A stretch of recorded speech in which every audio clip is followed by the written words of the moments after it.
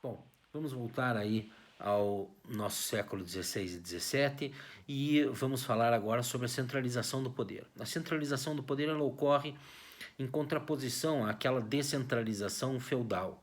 Tá? Durante a Idade Média, o feudalismo descentralizou, quem tem poder é o senhor feudal e o bispo. Algumas cidades são relativamente independentes, mas mesmo assim, se ela é grande, o bispado acaba controlando muito da sua vida. O rei existe, mas é uma figura decorativa, com poder concreto em cima de alguns feudos e cidades, e um poder teórico em cima dos senhores feudais que nem sempre era seguido. Então, não podemos nos iludir. O rei é uma figura decorativa. No entanto, a partir do final do século XIV, ou seja, em Portugal, em 1385, com a Revolução de Avis, a gente teve um processo de centralização de poder. Em Portugal, os senhores feudais nunca foram tão fortes, o processo de reconquista permite uma centralização mais rápida. A mesma coisa não acontece na Espanha, que o processo é um pouco mais demorado, só vai se completar em 1492. Já voltamos ao caso da Espanha, que é um caso especial. E a gente tem o caso da França, que é um caso em que a centralização do poder ela ocorre a partir de 1453, vai seguir na dinastia Valois pelo Carlos IX, a Catarina de Médicis, vindo da Itália e ajudando na centralização do poder com a sua doutrina dos príncipes italianos. E o Henrique IV, Henrique Bourbon, que é logo na saída da família dos Valois, quer dizer, a morte do Henrique III permite a ascensão do Henrique IV de outra família, da família Bourbon, casado com a família Valois, né, com a Margarita de Valois, e ele acaba se tornando rei da França, iniciando a família Bourbon. O filho dele, o Luís XIII, e daí o Luís XIV, daí o neto do Luís XIV, o Luís XV, daí o neto do Luís XV e o Luís XVI. E esse processo de centralização que começa lá em 1453, ele vai demorar até a juventude do Luís XIV para se concretizar. Então, a gente vai ter que esperar aí mais um século e meio, quase 2 séculos, para ter uma efetiva centralização do poder na França. Por quê? Porque os senhores feudais eram muito fortes na França. Durante toda a Idade Média, a França foi o centro do feudalismo.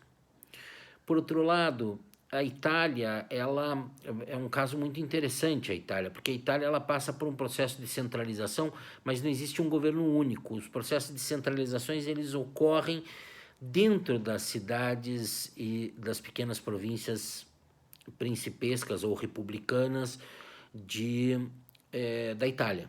Então, Milão se torna uma cidade forte, centralizadora de poder, controla a região em volta. Veneza é uma república, mas é uma república que centraliza poder e, através do seu comércio e das suas armas, ela controla uma parte da Itália e algures, né, navegando e interferindo no Mediterrâneo. Gênova é uma cidade portuária importante. Veneza controla a Toscana, ou tende a controlar a Toscana depois de vencer Siena.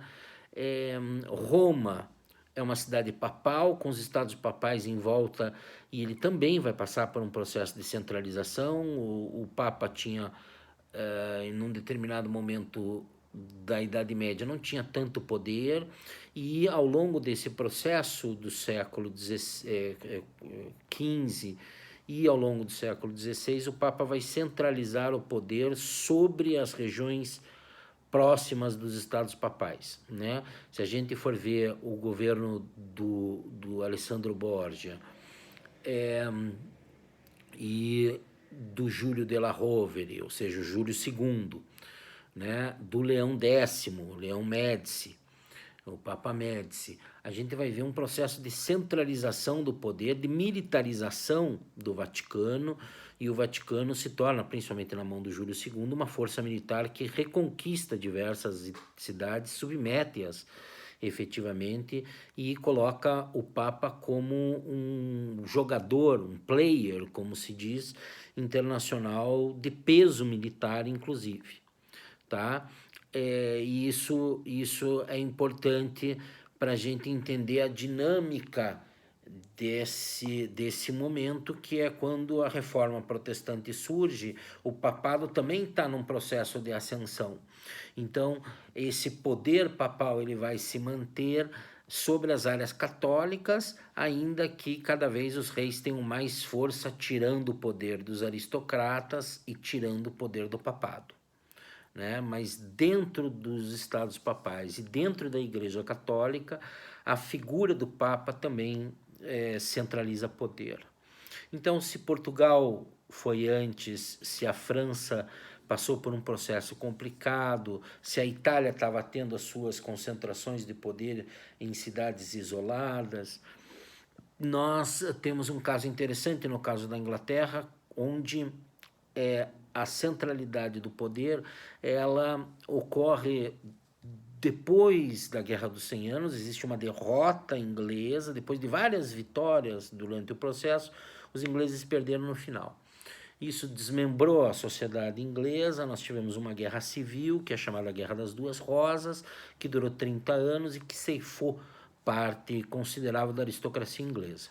Isso vai fazer com que, no processo de reorganização da monarquia e da Inglaterra como um todo, existe uma centralização do poder que acaba se concretizando no seu auge no governo do Henrique VIII, né, que vai estender a reforma porque ele quer o divórcio da Catarina de Aragão, e vai fazer a igreja anglicana e vai abrir a porta para a reforma na Inglaterra. Ele, que era um príncipe católico muito forte, de repente ele se torna adversário da igreja e envereda para um protestantismo muito próximo do católico em matéria de interpretação e culto, mas que no todo permite a abertura da Inglaterra para essa onda protestante, que vai crescer ao longo do século XVII e vai levar, inclusive, à queda da monarquia em 1649 e o estabelecimento de um regime republicano governado pelo Oliver Cromwell. Então, a Inglaterra ela passa por um processo de centralização que vem do Henrique VIII, que se consolida com a Elizabeth, a filha dele, com a Ana Bolena, uma mulher protestante, e que vai, dali a 50 anos, entrar em decadência com os sobrinhos do Jaime, o Carlos I, e isso vai resultar num regime republicano. A partir daí, o absolutismo não consegue se estabelecer mais na Inglaterra de maneira segura, até 1688, quando a Revolução chamada Gloriosa vai estabelecer os princípios de uma monarquia constitucional controlada, em que o rei tem muito pouco poder, tá? Quem tem poder é o parlamento. Então, a Inglaterra ela teve sempre uma monarquia muito forte, mas essa monarquia forte também sempre provocou atritos. Vamos lembrar do João Sem Terra, em 1215, que vai justamente enfrentar os comerciantes de Londres. Então, a Inglaterra passa por um período de centralização do poder, mas imediatamente entra num outro processo, e, portanto, a centralização lá ocorreu mais ou menos no mesmo período que está ocorrendo na França, só que lá foi interrompida por uma revolução, que é a revolução liderada pelo Oliver Cromwell. Então, o caso interessante, o caso que a gente tem que estudar, e o caso que eu vou, no nosso próximo vídeo, que eu vou falar, vai ser o caso do Carlos V, do rei do Império, o imperador do Império Habsburgo. Então, esse é um governo central que a gente tem que falar um pouco mais, que é um personagem muito importante devido ao seu alcance. Então, a gente vai falar especificamente sobre o caso espanhol dos Países Baixos, da Alemanha e da Áustria, que eram mais ou menos os controles dele.